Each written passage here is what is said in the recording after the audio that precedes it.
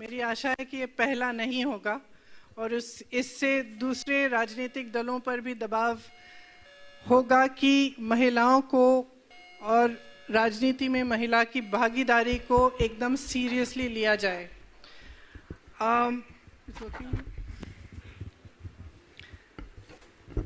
देखिए, दृढ़ निश्चय, सक्षमता, शक्ति, ये महिला के सहज गुण होते हैं। इसके साथ साथ करुणा, दया, आशा, साहस, ये सब महिलाएं उनका गुण होता है। हम चाहते हैं कि ये गुण राजनीति में भी प्रकट हो। इसके बारे में आपको हमने पहले बताया कि हमने इसीलिए 40% भागीदारी महिलाओं को इसलिए दी ताकि उनकी जो सशक्तिकरण की बात है वो सिर्फ कागज पे न रहे। आज तक जो महिलाओं की सशक्तिकरण की बात होती है वो ज़्यादातर पब्लिसिटी और कागज़ों में और चुनाव के समय, इलेक्शन के समय ऊपर आती है, उभरती है। जब महिला राजनीति में पूरी तरह से भागीदार बनेगी तब उसका ट्रांसलेशन सिर्फ पब्लिसिटी, सिर्फ कागजी बातों, सिर्फ ऐलानों से जाकर एक्चुअली ज़मीन पे होगा। इसकी शुरुआत पंचायती राज में कांग्रेस पार्टी द्वारा जो 33% आरक्षण था उससे इसकी शुरुआत हुई। कांग्रेस पार्टी ने देश को पहली महिला प्रधानमंत्री दी। उत्तर प्रदेश में सुचेता कृपलानी जी यहाँ की पहली महिला मुख्यमंत्री भी रही, वह भी कांग्रेस पार्टी की थी।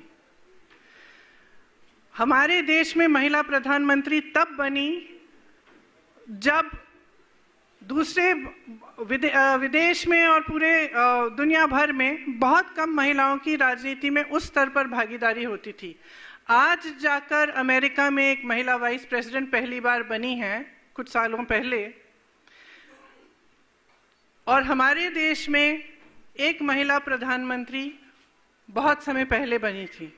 ये कांग्रेस पार्टी की सोच थी।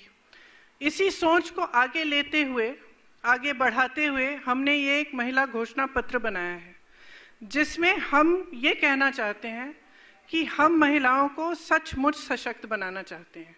महिलाओं को सचमुच सशक्त बनाने के लिए हमें एक ऐसा वातावरण बनाना पड़ेगा जहाँ पे महिलाओं की अभिव्यक्ति बंधनों को तोड़ सके, जो एकदम महिलाओं को अपना पूरा फ्रीडम ऑफ चॉइस मिले, अपनी पूरी भागीदारी मिले राजनीति में, समाज में इस तरह की भागीदारी मिले जिससे उनका अत्याचार बंद हो, उनका शोषण बंद हो। जहाँ जहाँ मैं जाती हूँ, खास तौर से उत्तर प्रदेश में मैंने देखा है कि बहुत शोषण होता है महिलाओं का और वह लड़ रही हैं।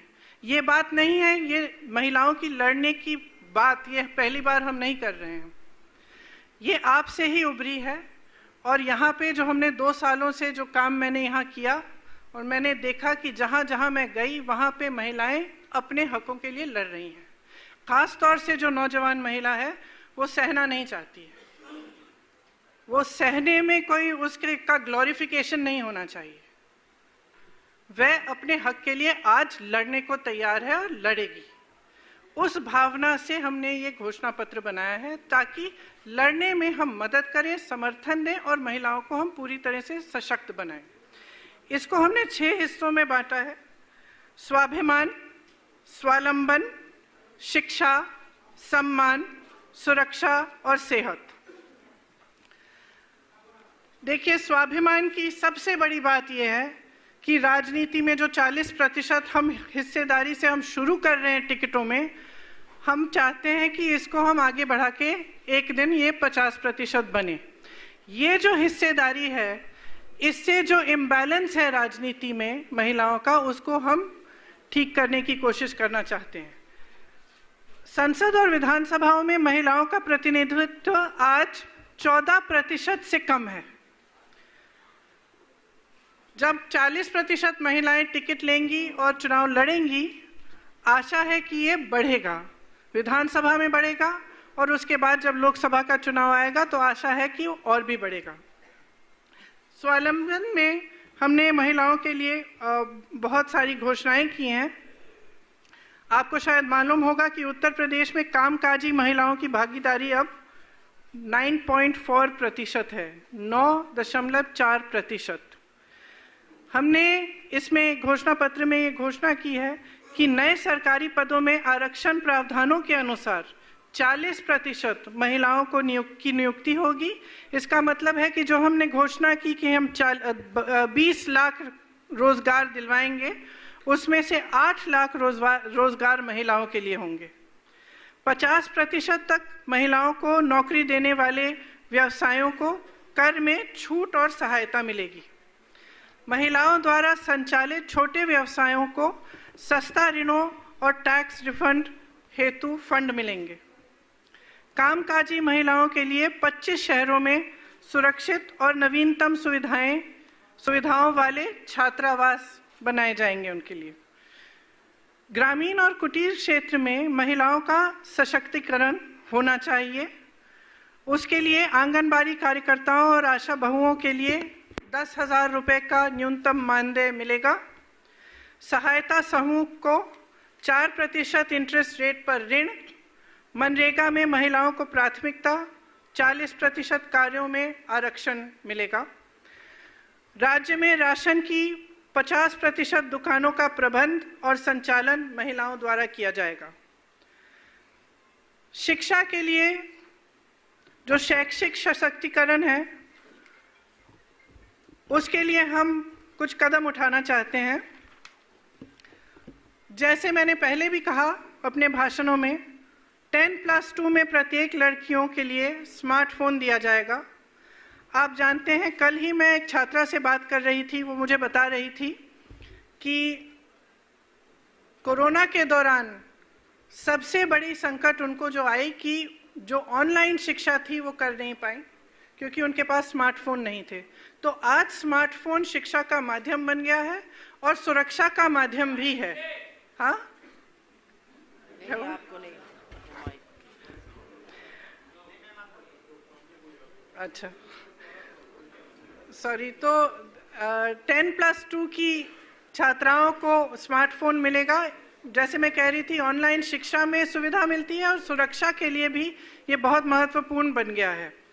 इसी तरह से स्नातक में जो नामांकित प्रत्येक लड़कियों को स्कूटी मिलेगी।